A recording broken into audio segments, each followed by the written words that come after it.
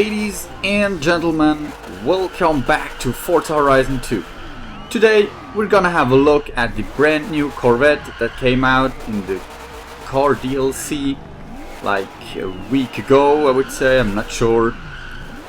The car pack came with other really awesome cars like the new Audi and the Bugatti. But I really like this car, it looks awesome.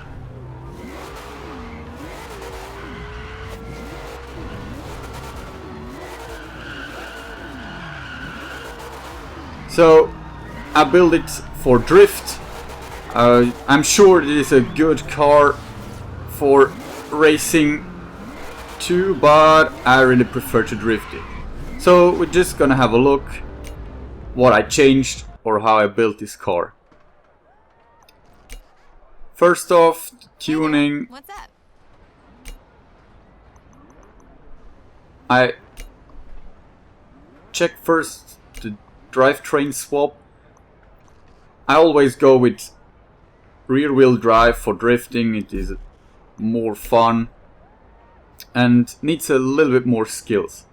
Then for the bumper I took the standard one, and for the rear wheel wing 2 it looks really awesome. So then for the tires, I don't know why, but I took the race tire. It gave me a little bit more grip, but it's enough to drift, but not too much that I would have too much control about the car. Then maxed up nearly maxed up the tires in front, took the middle one and maxed out at the rear tire, or maxed out the rear tire. And for the drivetrain, the clutch, sure, the race clutch and the race transmission and the race differential. So the race spring and dampers for the look, and also a little bit for drifting easier. The anti-roll bars, I would say nearly everything is race. The cage is stock like every car for drifting, or at least I'll do it like that. And then I thought I'd just max it out, so you can just go in and put every engine upgrade on max to get, I don't know, let me check it.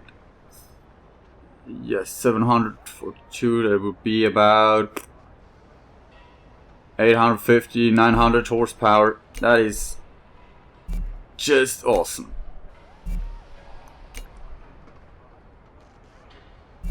Yeah, okay, so then for the car tuning, tire pressure as standard, stock. For the speed gearing, just more, the final drive a little bit more on speed than acceleration, and the rest is nearly stock. I think that first to fourth gear is most important, maybe the fifth too, because we have 900 horsepower to handle. Then the alignment minus 0.6 at front and rear camber. The toe in front at 1.7, that's really important to get control over the car. Then the toe in the rear minus 0.1, and the front caster high on 6.5. The anti-roll bars need to be stiffer than, yeah, about the middle.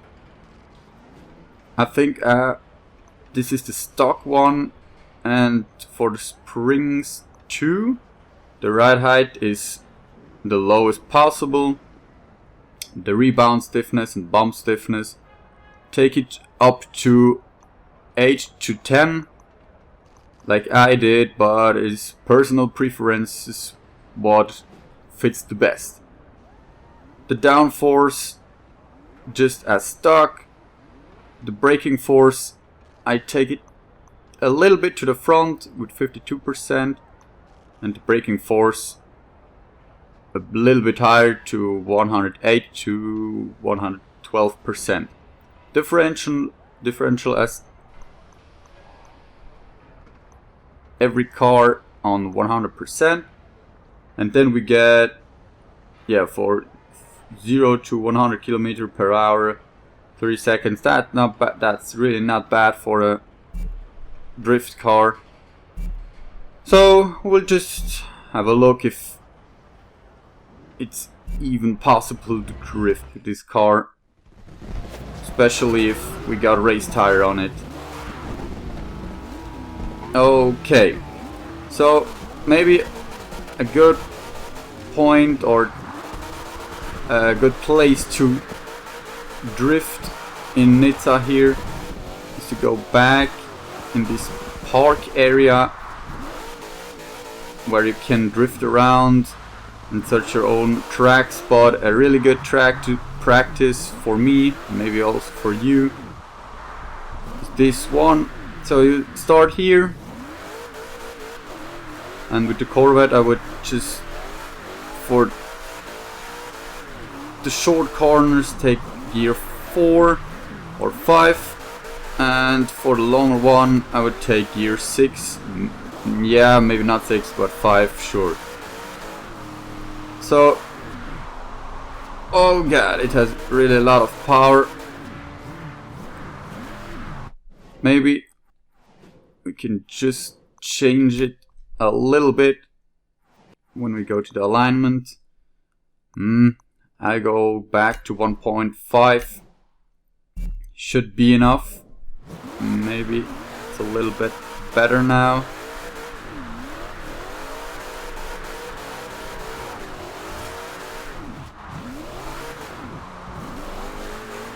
Looks better to me. Yeah. You have to be sure if you lose power to go back on 4th gear, but the 5th gear is really strong.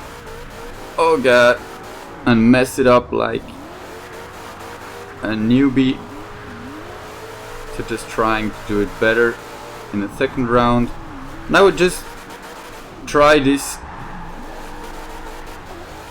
more than I would say 5-10 times, and then you should know how the car feels and drifts, and so you can also compete with your friends, and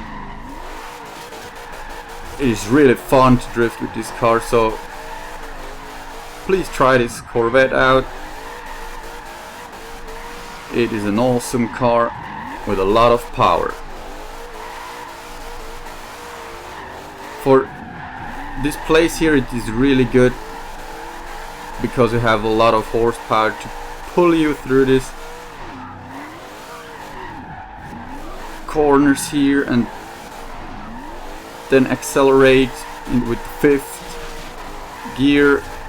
In a next try I will just go into 6th gear to check if we would have enough power. And so after doing this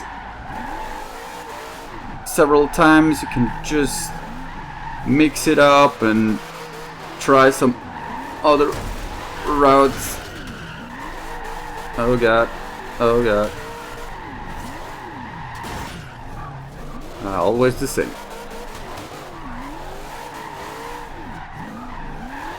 You really need to get used to this car and the power. I don't know, maybe it would be better with normal tires or the stock tires. But if we're in the 6th gear, you can see that it's really easy to keep it drifting, to keep the rear out. And so I would just try it with the 5th, 4th gear and these race tires. It's doing a nice job. And with a little bit of practice, you can get really good drifts out of it. So we just go through this course a last time and try to do it best possible. Slow a little bit down in this corner. Oh god. Change to 5th gear. Looks good to me. Okay, after this corner here, we'll change to 6th gear.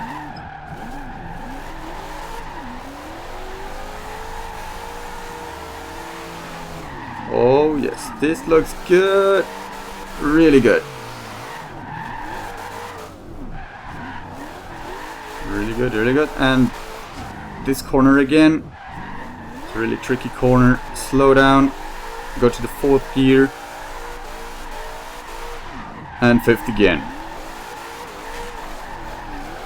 Nice. So I think with this car you can really get good combos out of it. So please check this car out, give it a chance, and let me know in the comments what you think of this car, and if I should do more drift builds like this. And for more videos, please subscribe to my channel. Tactic signed out.